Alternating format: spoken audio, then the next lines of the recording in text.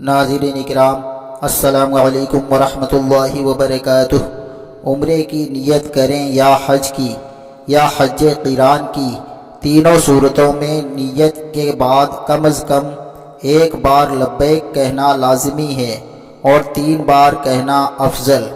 لبیک یہ ہے: لبیک اللہم لبیک، لبیک لا شریک لک لبیک، ان الحمد والنعمت لک والملک لا شریک لک۔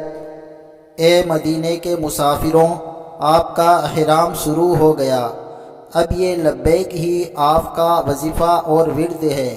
اٹھتے بیٹھتے چلتے پھرتے اس کا خوب ورد کیجیے۔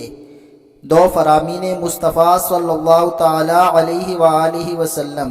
نمبر 1، جب لبیک کہنے والا لبیک کہتا ہے تو اسے خوشخبری دی جاتی ہے۔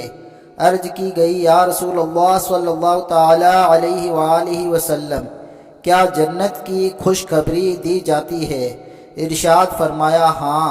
نمبر 2، جب مسلمان لبیک کہتا ہے تو اس کے دائیں اور بائیں زمین کے آخری سرے تک جو بھی پتھر یا درخت اور ڈھیلا ہے وہ سب لبیک کہتے ہیں۔ صلو علی الحبیب صلی اللہ تعالی علی محمد۔